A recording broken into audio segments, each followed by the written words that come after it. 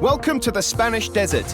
We're at the Aragon circuit, where the latest race in the MotoGP class is about to start. As you can tell from the footage we're broadcasting from the track, we're looking forward to great weather for the race.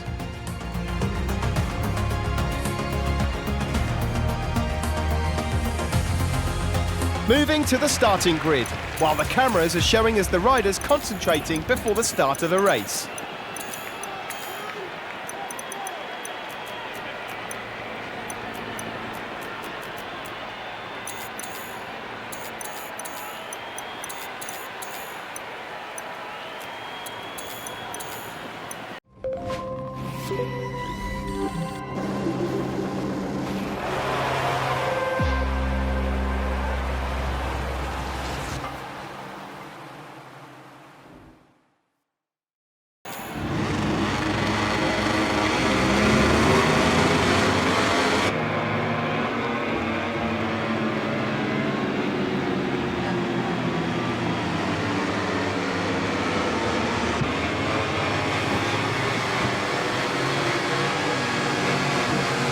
The final riders have taken their place on the starting grid and everything is ready to start the race.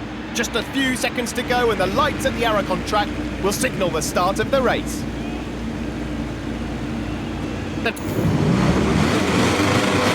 The Tissot Grand Prix of Aragon. Lights out and away we go. Good start from the two Ducatis. Look at Martin coming through. Marquez as well, so Miller drops back to third. Now then Marquez straight into attack mode, trying to find a way through quickly on the poleman PECCO, who leads. Isn't he? Aleix Espargaro is up to fourth ahead of Quartararo, and then it's Mir. Yeah, that was just the start that Aleix Espargaro wanted. Somebody was out wide there coming through. Third seven.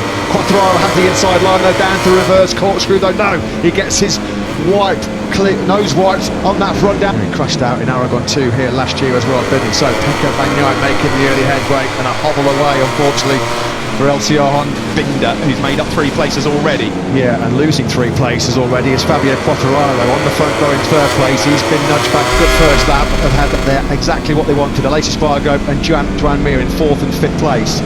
Jorge Martin up the inside of Polis. Through on Quartararo as well there through turn 17. The last 2 corners have been weak points all weekend for Fabio Quartararo. He's going backwards at the moment. Quartararo.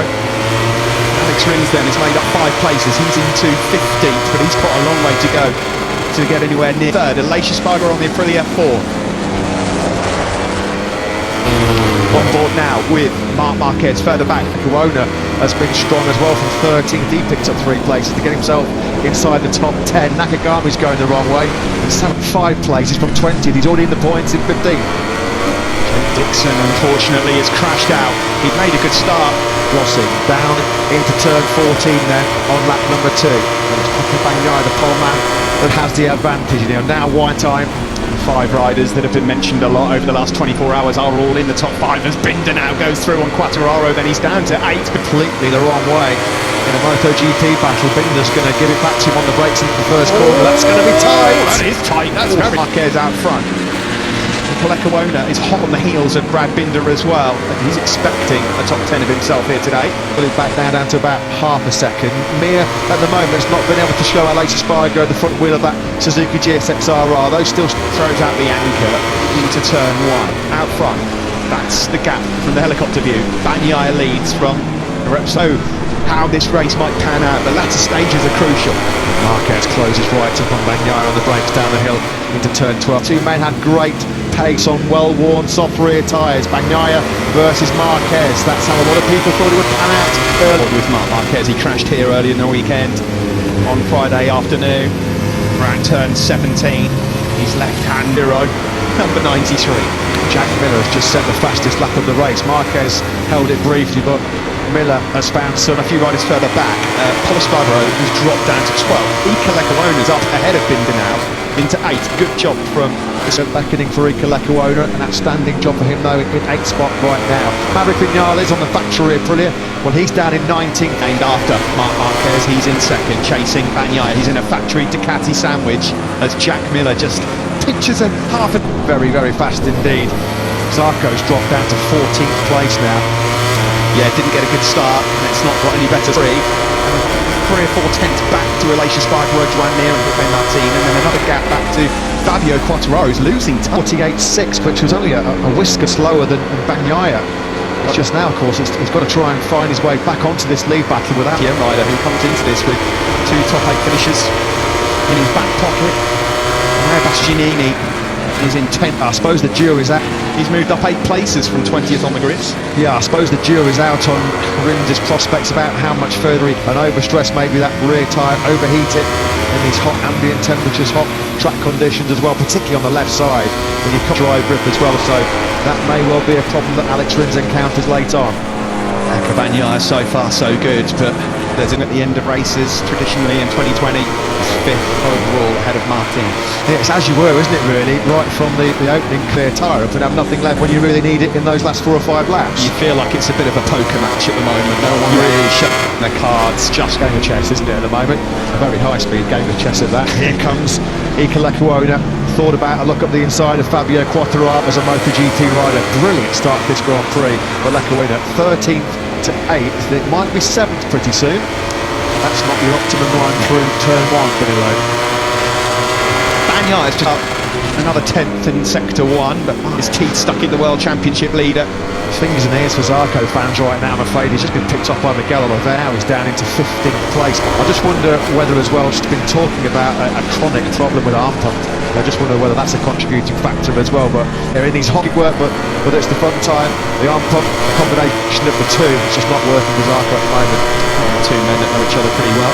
Pitching this scenario at the start of the season in Aragon. Maverick Vinales and Valentino Rossi fighting it out for 19th place. You build a bit of a gap. They are over Jack Miller in 3rd. He's 6/10 adrift of Marc Marquez at the moment. Marc is just being informed of very fast lap indeed from Marc Marquez. Yeah, trying to stretch them, the likes of Miller, Aleix Espargaro and Mir, who've been 3rd, 4th, 7th last time out in Silverstone with a rousing charge through the pack, and he's repeating that here today. Awesome. Less than a 10th off for PECCO Bagnaia. Well, PECCO Bagnaia is famed, isn't he, Steve, for being this ice-cool character, but he's never been in this situation. Close quarters with Marc Marquez. Really, not very often, if at all, in 2021. Normally, it's wind beckoning, and for company right on your rear tyre is a certain 8 times world champion, one of the best we've ever seen. This is the recent performances of Iker Lecuona, the top 6 after a great ride in that rain-hit Austrian Grand Prix, and then 7th last time out in Silverstone. 3 left-handers that Marc Marquez makes on PECCO Bagnaia. Is he going to line up a move into turn 1? Is he close enough? No, not quite. They're again a couple of tenths quicker than his teammate PECCO Bagnaia. Board with Marc Marquez, 2nd gear, trying to find a way past the normally unbreakable PECCO Bagnaia. Did not expect to see this from the Frenchman today. Not at all.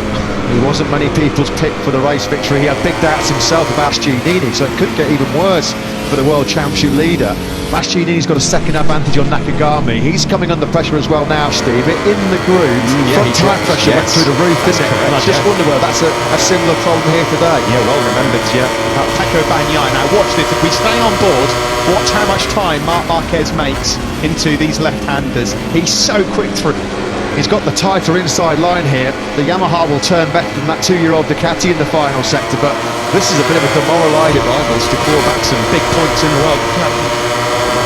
He's getting closer. He's about to make his move. It looks like he's got more grip at the moment. Marc Marquez, they're side by side on the approach to turn 1. Oh, but not on this occasion. Yeah, you see, Bagnaia can just get that better drive grip coming over the hill with the power of the Ducati. Now the Marquez, will he try and get close? Well, of course he'll try and get close into turn 3. Will he be close enough, though, to try and make a move in this first sector? Oh, he is. Here he comes. Is he coming now? We're on board with Marc Marquez. We flick it left. No. Is he waiting? Oh, here he comes. He's making his move. Block pass up the inside, but he goes wide. Bagnaia! Here we go then. Battle engaged. Marquez then has made his first move. It didn't work out at turn 5. Through this famous left-hander, which is named after Marc Marquez. He loves left-handers. Now then, is he lining up the move to attack down the hill on the brakes into turn 12? He looks like he might be close enough. No, again, Bagnaia is so good. So much confidence and trust in that Ducati front end. He keeps Marquez at bay into 12. How is he keeping his concentration and his nerve here at the moment, PECCO Bagnaia? One of the very best in the world, isn't he? Oh, and another element of surprise. The block pass this time into turn 15, but again on the cutback, here comes Bagnaia. You see what Marquez did there, it just compromised his exit speed. Bagnaia just had to cut it back on the inside and then start winding the power back up. Marc's going to have it though. He's going to have the speed around 16 and 17 and again, and this time he will be close enough to make another move and maybe lead into turn 1. Marquez then on this current lap tried at turn 5, tried at turn 15. Will it be third time lucky as he starts lap 22? Not close enough on the brakes into the first corner. Cannot do it. 2 laps remain in Aragon. Here comes Marc Marquez, he'll line it up, he's got to have the speed here, he'll drift over to the other side and here comes the move. No, he's not close enough. Now will he lunge again at turn 5? He did it on the previous lap. He does, yeah, he's going for it. On board with Marquez. This time, has he made it? No, he hasn't. He's in wide again. Bagnaia sweeps straight back on through. That's attempt number 3 from Marquez. And on each occasion, Bagnaia's come straight back at him. Is there another one coming into turn 15? He's getting close, he's going to have another look, he's trying to interrupt the rhythm. Another block pass, and it's the same story. Bagnaia goes back through again. This is incredible drama. It is the final lap of the race, it's all on the line. Is it Bagnaia or is it Marc Marquez? Pecco needs some power here from that factory Ducati. Marquez goes for it on the inside into first corner, punishing that front end on the Repsol Honda, and it's have that, he says. The 5th move, and he still hasn't been able to keep Bagnaia behind him. Unreal drama. Sensational race. Bagnaia has answered every single question, and there's another one coming here from Marc Marquez. He's not close enough through 3 or 4. He does it again into 5. Can he this time around do it? No, he can't. Bagnaia comes back through again. That's overtake number 6, and it's still Pecco Bagnaia that's standing firm in for this Marquez onslaught. What a race, what a battle. Bagnaia on the Ducati, Marquez on the Repsol Honda. It's all on the line.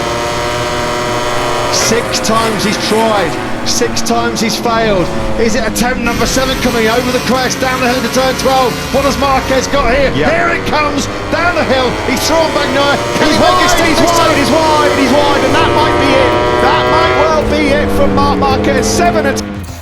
This rider has been able to impose a frantic pace on today's race, and now he and his mechanics are rightly going to party.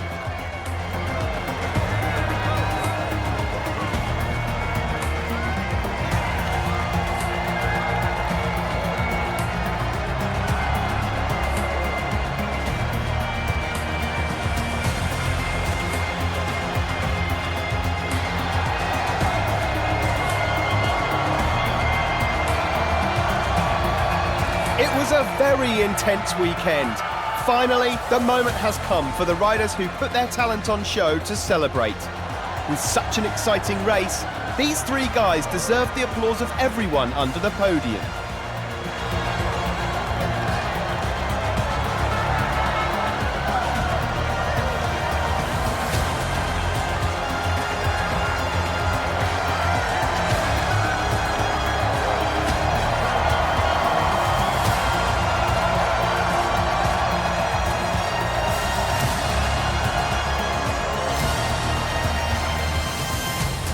Before we go to see the party at the podium, let's take a look at the MotoGP class final results.